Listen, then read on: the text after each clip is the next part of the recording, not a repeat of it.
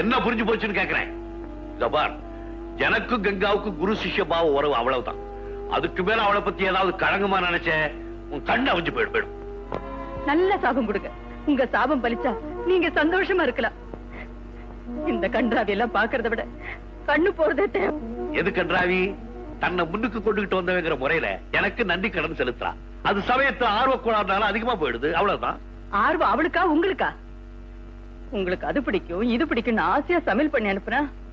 அவ வீட்டு சாப்பாடை தின்னுட்டு கேரியர் திறந்து கூட பார்க்காம அனுப்புறீங்க. அதுக்கு என்ன பண்றது? அவ வீட்டு சமையல் நல்லா இருக்கு.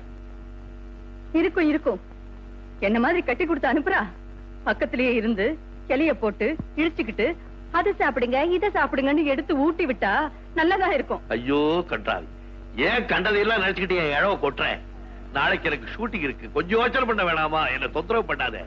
பொண்டாட்டி பக்கத்துல இருக்கிறதே தொந்தரவா போச்சா? பாரா